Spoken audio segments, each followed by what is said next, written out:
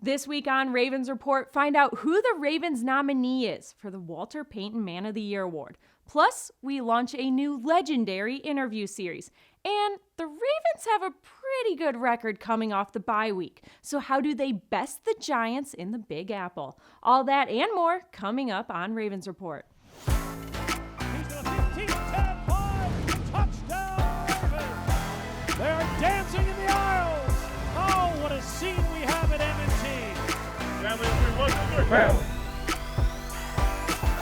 Welcome to Ravens Report. I'm Shelby Lasso. We are back from the bye after a few days of rest and relaxation, but now it's back to work for the final push for the playoffs. There are just 4 regular season games remaining for your 8-5 Ravens, and next up on the schedule is a trip to New York to face the 2-11 Giants at MetLife Stadium.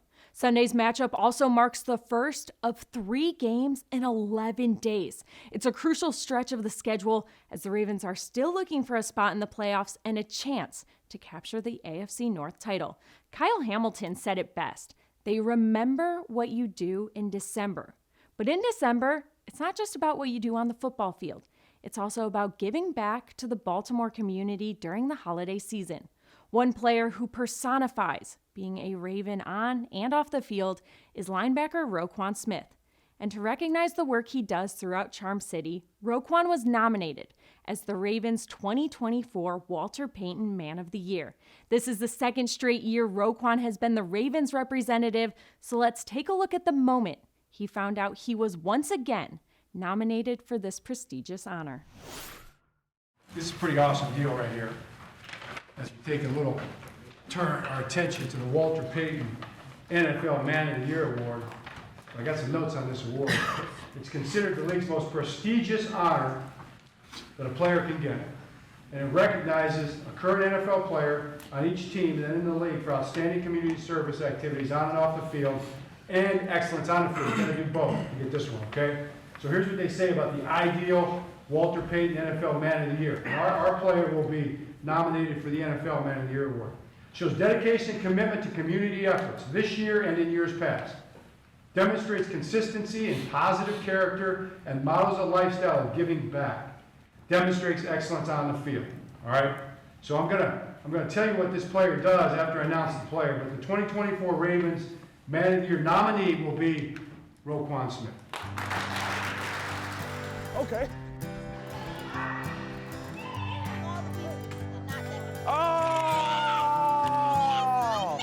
Roquan Smith here. I appreciate you guys coming out. You guys ready? I say, you guys ready? All right, I need that energy now. Who up next? Who up next? Let's go now, let's go, let's go. The Roquan Smith Foundation, launched in 2023, established with a mission to strengthen families by providing programs and services focused on parenting. Ro also established a college scholarship fund for students graduating from Macon County High School. Okay, your high school, right? Advocate for youth sports, hosts youth camps in Georgia and across Maryland, okay? Increased his support for the House of Ruth, provided families currently staying in the women's shelter with brand new mattresses, supplies, tickets, and more. And he's planning a holiday gift distribution for families staying at the shelter during the holidays, right? Back-to-back school event at Hamilton Elementary School in Baltimore, free haircuts, school supplies, food, books, all of it, okay? And then last thing, highly active holiday season, like a lot of you guys, serving others, donated 800 turkeys to families in need in Baltimore, Georgia. That's a lot of turkeys, man. A lot of turkeys met their demise thanks to your foundation. How y'all doing? Happy Thanksgiving. You doing great. There you go. Oh, okay, nice move. Happy holidays first and foremost. And I got each and every one of you guys a $200 gift card here. You like the Grinch?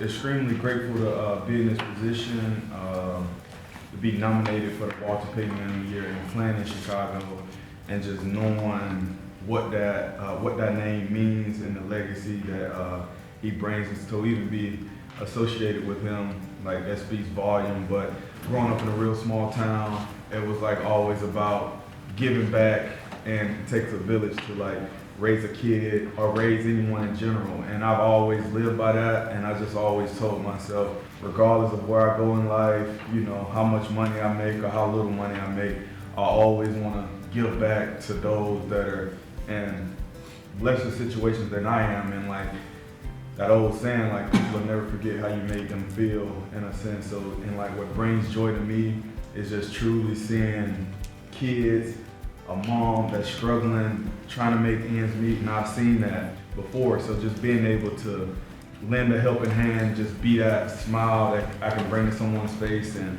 that brings joy to me. And I'm extremely grateful to be here with you guys and all the help that you guys do to help with the events and stuff.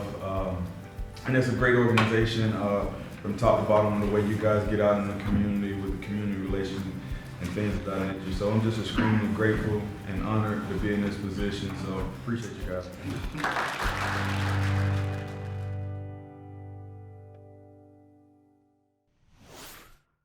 He leads the team in tackles, but just as important, he leads by example in this community. Congratulations to Roquan Smith, the 2024 Walter Payton Man of the Year nominee for your Baltimore Ravens. Coming up on Ravens Report, you've seen Coach Harbaugh hand out game balls in the locker room after a win, but how do they go from a ball on the field to a keepsake players cherish forever? We'll take you behind the scenes after this break.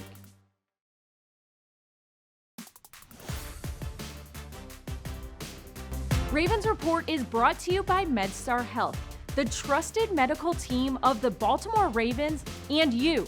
MedStar Health, it's how we treat people. And by M&T Bank, the official bank of the Baltimore Ravens.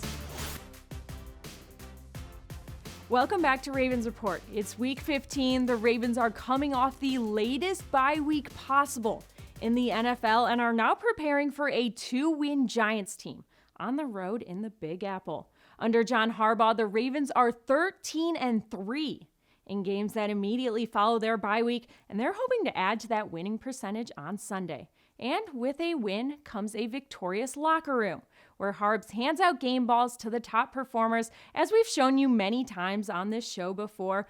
But what's the story behind those game balls, and who turns them into memorabilia perfect for a player's man cave?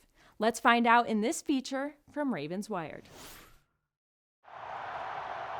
From 24 yards to win it. Tucker's kick is up.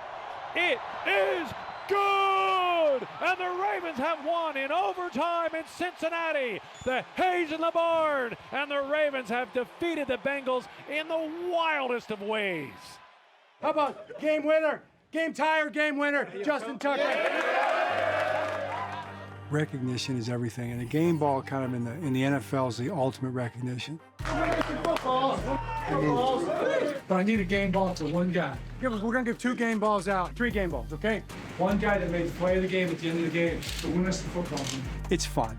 It's like maybe the funnest moment of the whole job is when you're in the locker room post-game, in a victorious locker room, and you're able to just soak in the moment of victory, lying victorious, exhausted on the field of battle, like Vince Lombardi talked about, that kind of thing. That really is what it's all about. Today, he got his 150th win in the National Football League as a head coach, John Harbaugh. You're in the middle of the game. We've all got our jobs to do and the emotions of the whole thing.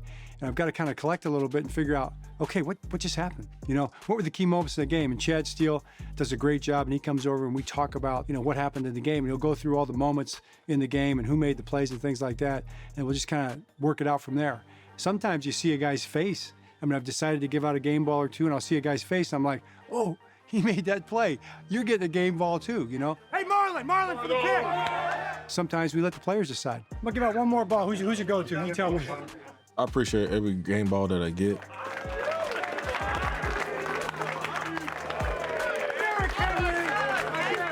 I never take that lightly. I'm very thankful for each and every one that I get whenever I get them, and try to hold on to them and put them in my man cave. So to look back on, my kids can, look back on, and I can reflect on. So very appreciative to be able to receive one each and every time that I do. You put a game ball up in your shelf, at home, and you look at that game ball in the National Football League, that is a meaningful thing. That's the physical thing, right? That's that's what makes the difference, right? You know, you don't score a touchdown without catching the ball and crossing the line, you know? And so that element, that thing is really significant and important, and it just commemorates, you know, their achievement. That is recognition. That's a reward for a job well done.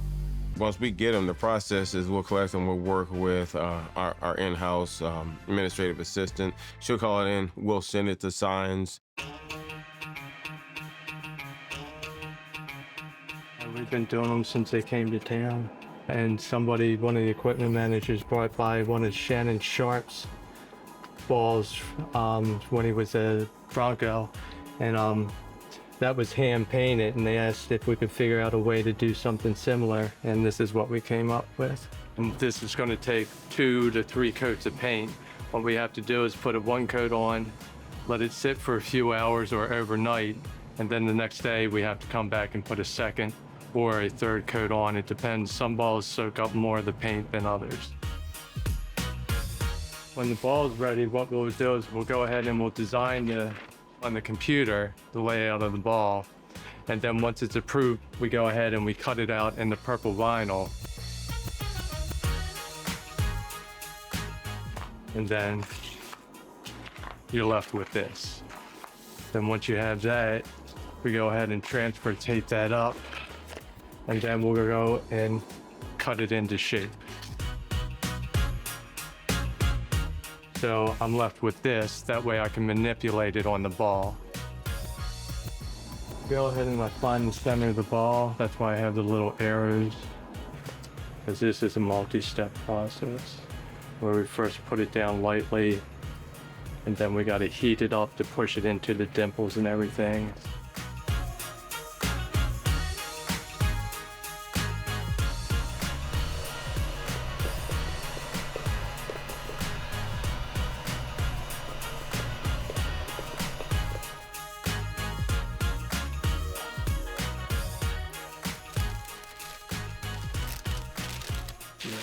So once everything's done, we just contact the Ravens and they send somebody to pick them up. Coming up on Ravens Report, what's the conversation like when you put a Hall of Famer and a current All-Pro in a room together? We'll get a glimpse of that when we get back from this break. And we want to officially congratulate you guys on being a part of the 99 Club of Madden. So congratulations. You guys deserve it. Now you know you can go on the game, go crazy, go stupid. Congrats. Deserve, man. Oh, appreciate y'all boys, man. Those are nice, man. I can't wait to see the game. Yeah. I'm out with them in the game. Have to now. Welcome back to Ravens Report. Congratulations to Lamar Jackson and Derrick Henry, the first ever teammates to be added to the Madden 99 Club in season. They're also the Ravens' first 99s in the last 15 seasons, joining Ray Lewis, Ed Reed, and Jonathan Ogden. And shout out to Pat Ricard, who now has a 99 in lead blocking on Madden. Well deserved for the fullback, and I especially loved how both Derrick and Lamar credited the O-line for the success they've both had this season. And it was so special that those guys were there to give the duo the big news. Oh, and those cleats, yeah, they weren't too shabby either. Speaking of special moments, it's not every day that a current player gets to sit down with a Ravens legend to chat about life in the NFL, playing their position, and what changes as the years go on. But recently, Hall of Famer Jonathan Ogden and All-Pro Ronnie Stanley got that opportunity. Let's take a look at our newest series, Legends One-on-One.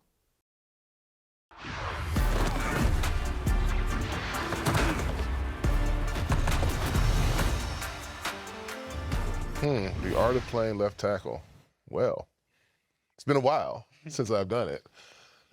But, you know, to me, you're kind of born to play left tackle, honestly. Like, to have the necessary size and athleticism and the demeanor, you know, not too high, not too low. It really isn't everyone's not born with that. But it's really about just trying to, I always thought it was kind of simple, like playing defense on basketball. I mean, really, I'm like, I got to stop this guy from getting to the basket. I'm talking pass blocking, obviously not. Run blocking was, to me, just I'm going to dominate you. Yeah. I'm going to be a bigger, tougher, stronger dude than you. I'm going to move you off this line, and that's why I started playing offensive line. When you got to what we get paid for, the pass block and the dancing bear, as they like to call it, it was just, how can I marry? And I can actually use my hands like on the basketball court, because I know you played basketball. I can't touch him. I can't foul him. But on the football field, I can, oh, that's not a foul. Right. Oh, we're good. So, I mean, I kind of just, and then it's working on your footwork, trying to perfect the technique and how square am I, and all the little things. You need to learn the nuances of the position, obviously. But there's an attitude to it. There's a can-do, I'm going to dominate you attitude that to be a great one, you got to have. And you know this, obviously. So You say, I feel like that mentality, play in and play out, you know, because especially when you know, you're expected to play at a high level, when something bad happens, you know, it's all of a sudden like, oh, what's going on with this guy? Like, what's going on? So I feel like as left tackle, you have to have a mentality like you have to forget about things really fast and bounce back, because, you know, even if you had a bad game or whatever, you could be blocking this next all-pro guy the next week. So there's always that sense of just bouncing back, never, like you said, never getting too high, too low. And because you can be a real stickler on technique, you know, I feel like as more as you progress, you get more stickler on yourself about getting the things right. I was my own hardest critic. Right. I really was. I mean, because you could have 75 snaps, give up a sack, and be like, oh, that was a horrible game. 100%. You know, so it's about trying to be perfect. I said it in my Hall of Fame speech. You shoot to try to be perfect, you know, and then maybe along the way you'll achieve greatness, you know, but you never want to mess up, ever. You know that's not possible, but that's what you try to do. Right. You know, and that's, it's not easy, though. Yeah. It's not easy at all. Like you said, you're dealing with Myles Garrett out there. You got guys just chomping at the bit, you know, and it's like third and long. And you're like, right. But honestly, anyone can beat you. Like, that's the thing about left tackle. If you're not on your game, and, you know, anyone can really beat you. They sure can. You know what I mean? On any given rep, the third, fourth string guy can give you the best rep he's ever done in his life. He sure can. And if you're not ready for that, you know, you're gonna pay the price. And I feel like that's kind of very similarities between left tackle and like a man-to-man corner or something like that, because, you know, you could literally be going against anyone and you fall asleep for a second in your technique and they're right by you and it's over. You know, so you know, other positions have that luxury where they don't have to, you know, think about that, but at this position, you know, you have to be on your game every single play. I know this. When I played as a rookie, I played on Sunday. I could have probably played another game Tuesday, maybe Wednesday. But by my last year, it was like Sunday, and I'm about ready next Sunday to play. So how's the recovery process coming as you've matured and aged in the game? I think, you know, some games I'll feel like that, you know, I'll come out of a game feeling like, you know what, I could probably play another game, like if I had to, like in a couple days, like you said. And then, you know, some other games, you know, were more physical than others. And, you know, you're just like, I never really need that rest, you know, and even after 2 days, you know, you're still feeling it. But, yeah, you know, some games I do still feel like that. Like I can, you know, still play, and I know exactly what you're talking about. Like when you're younger, you just you don't even feel like you can go. It doesn't matter. I could have kept playing another play. Let's keep going. Yeah. If you're like me and want to keep listening to those two greats talk ball, check out the full conversation, available now at BaltimoreRavens.com or the official Ravens YouTube page. And while you're at it, don't forget to vote for Ronnie Stanley and all your favorite Ravens for the 2025 Pro Bowl team. Coming up on Ravens Report, the Ravens need a bounce-back game. So what's the one thing I want them to do from start to finish on Sunday? I'll tell you, but we're going to take a quick break first.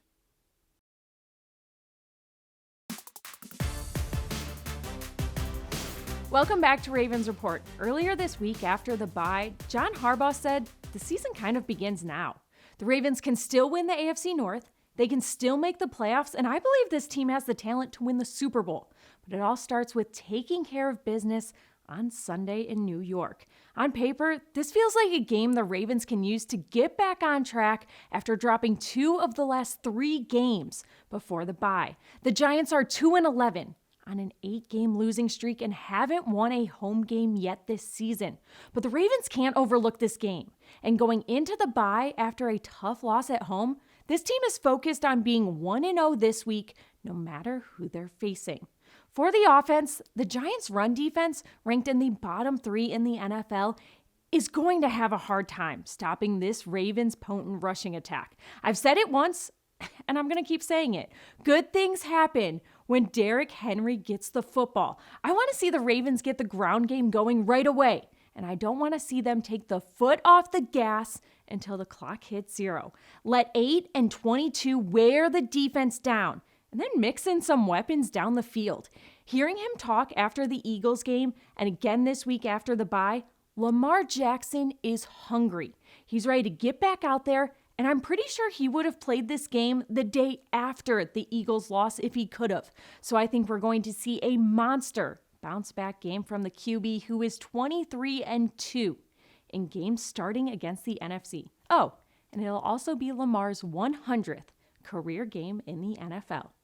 On defense, after a season of quarterback questions, Tommy DeVito will be starting for the Giants this week after an injury to Drew Lock. DeVito has only appeared in 2 games for the Giants this season after seeing action in 9 a year ago.